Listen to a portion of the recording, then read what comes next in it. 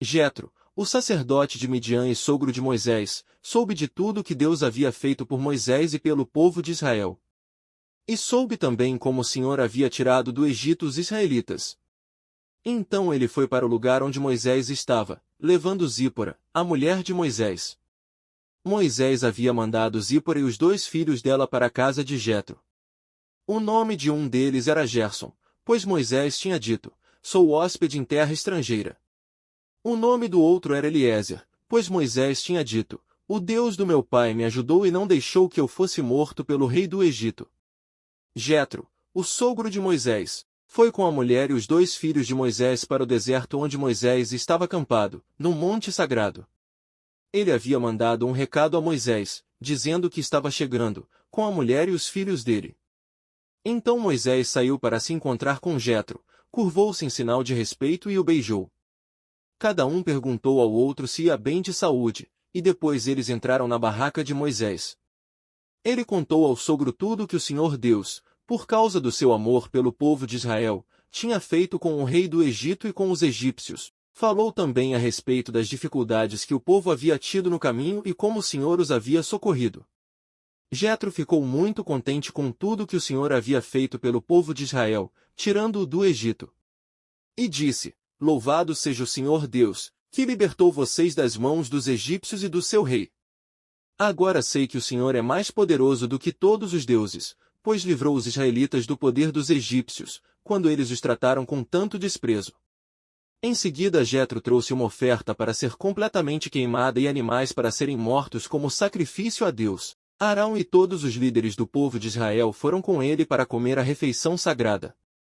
No dia seguinte Moisés sentou-se para julgar as questões do povo e ficou ocupado desde a manhã até a noite. Quando Jetro viu tudo que Moisés estava fazendo, perguntou: por que você está agindo assim?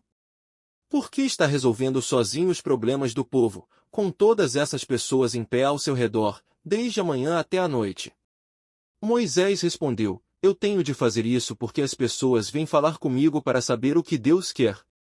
Quando 2 pessoas têm uma questão, elas vêm falar comigo para que eu resolva quem está certo. E explico os mandamentos e as leis de Deus a todos. Então Jetro disse: o que você está fazendo não está certo. Desse jeito você vai ficar cansado demais, e o povo também. Isso é muito trabalho para você fazer sozinho. Agora escute o meu conselho, e Deus o ajudará. Está certo que você represente o povo diante de Deus e também que leve a ele os problemas deles. Você deve ensinar-lhes as leis de Deus e explicar o que devem fazer e como devem viver, mas você deve escolher alguns homens capazes e colocá-los como chefes do povo, chefes de 1000, de 100, de 50 e de 10 devem ser homens que temam a Deus, que mereçam confiança e que sejam honestos em tudo. Serão eles que sempre julgarão as questões do povo.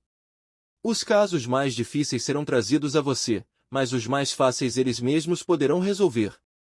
Assim será melhor para você, pois eles o ajudarão nesse trabalho pesado.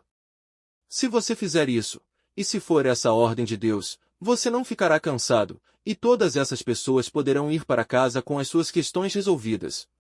Moisés aceitou o conselho de Jetro e escolheu homens capazes entre todos os israelitas.